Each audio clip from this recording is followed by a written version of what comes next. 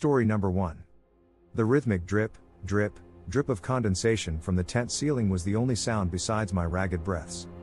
A storm raged outside, wind howling like a banshee and rain lashing against the thin nylon walls. My friend, Sarah, lay silent beside me, presumably asleep.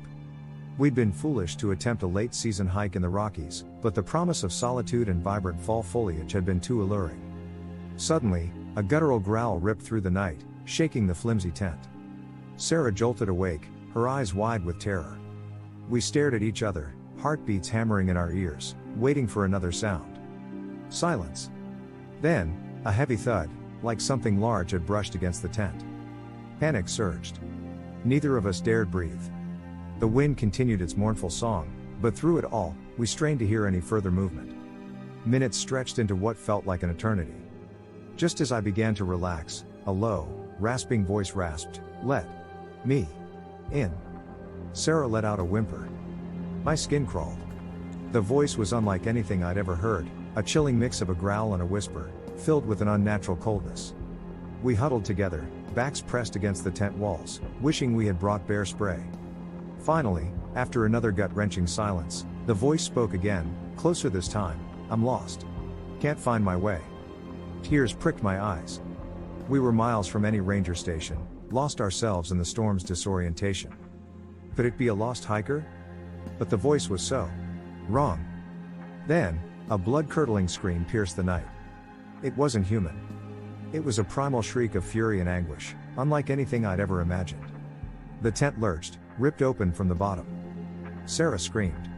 In the dim glow of my headlamp, I saw a pair of glowing red eyes, impossibly large, staring up at me. A wave of primal fear washed over me. I grabbed Sarah's arm and yanked her towards the back of the tent, ripping through the nylon with my bare hands. We scrambled out, tumbling into the storm.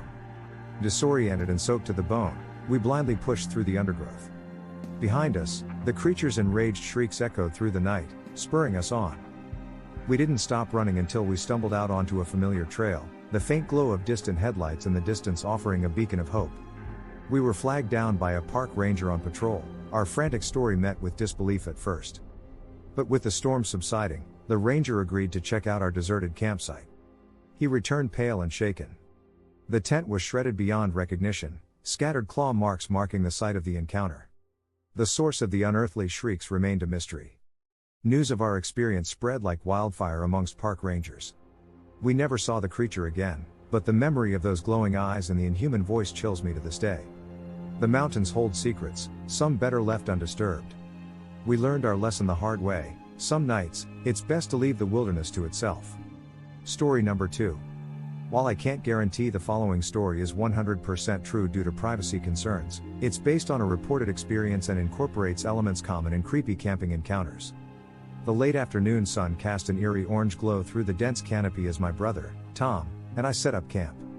We were deep in the Adirondacks, miles from any sign of civilization. This was exactly what we'd craved, a complete wilderness immersion.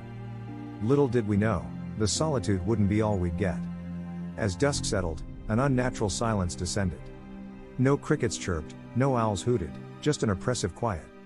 We huddled around the crackling fire, unease prickling at our skin. Then, a sound broke the stillness, a rhythmic tapping coming from somewhere deep within the woods. It was a slow, deliberate sound, unlike anything we'd ever heard before. We exchanged nervous glances. The tapping continued, growing louder, closer. It seemed to be moving in a circular pattern around our campsite. We grabbed flashlights, hearts pounding, and ventured cautiously into the darkening forest. The tapping grew even louder, guiding us deeper into the woods. Suddenly, the tapping stopped. We stood frozen, the silence thick and heavy. Then, a guttural growl ripped through the air, sending shivers down our spines. We shone our flashlights around wildly, but the dense foliage cast long, menacing shadows. The growl came again, closer this time, laced with a low, menacing whine. Panic surged. We turned and bolted, crashing through the undergrowth, the unseen creature's growls echoing behind us. We didn't stop running until we burst back into our campsite, collapsing in a heap by the dying fire. Sleep was impossible. Every rustle of leaves, every snap of a twig sent our hearts racing. Morning brought a sliver of relief, but the unsettling silence remained. We packed our camp quickly, a sense of urgency pushing us forward. As we reached the edge of the tree line, we saw it.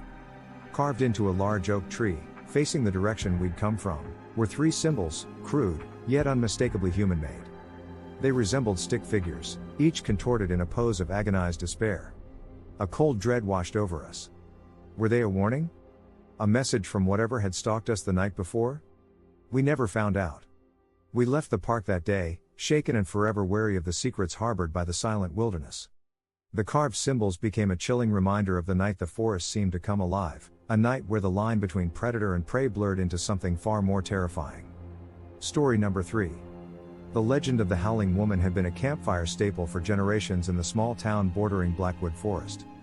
Dismissed as mere folklore by most, it held a strange allure for me and my friends, Sarah and Ben. So, armed with flashlights, a healthy dose of skepticism, and a weekend's worth of camping supplies, we ventured into the woods. Blackwood was a tapestry of towering pines and whispering ferns. The air hung heavy with the scent of damp earth and decay. We set up camp by a gurgling stream, its melodic babble the only sound breaking the afternoon stillness. As twilight deepened, the forest seemed to hold its breath. Sarah, ever the pragmatist, scoffed at the eerie quiet. Ben, however, confessed to feeling a prickle of unease. Nightfall arrived, cloaking the forest in an inky blackness. We huddled by the now crackling fire, sharing ghost stories in hushed tones. Just as I began to dismiss the legend as childish fancy, a sound shattered the tranquility. A long, mournful howl pierced the night, echoing through the trees. It wasn't the howl of a coyote, nor a wolf. It was a sound filled with a deep, primal sorrow, unlike anything I'd ever heard. We froze, eyes wide with terror. The howl came again, closer this time, sending shivers down our spines. The firelight seemed to flicker in response, casting distorted shadows that danced on the surrounding trees. Sarah, usually fearless, whimpered and buried her face in Ben's arm. Suddenly, a twig snapped in the undergrowth behind us. We spun around, hearts hammering, flashlights trained on the source of the sound. But there was nothing there, only the dense blackness of the forest staring back. The howls continued, circling our campsite, filled with an otherworldly anguish. Sleep was an impossible dream. Every rustle of leaves, every groan of a swaying branch sent us bolting upright. As dawn painted the sky with streaks of pink and orange, the howls finally ceased. We emerged from our tents, pale and shaken, the previous night's events etched into our memories. Back in town, we recounted our experience to the local shopkeeper, a kind old woman named Mrs. Henderson. A flicker of sadness crossed her face as we described the howls. "The Howling Woman," she whispered, her voice low. "They say she's the spirit of a young woman lost in the woods, searching for her lost love." The legend took on a new weight for us then. It wasn't just a spooky story, it was a story of loss and unyielding grief. We never returned to Blackwood Forest, but the memory of the Howling Woman's mournful cries remained, a chilling reminder of the secrets the woods held close.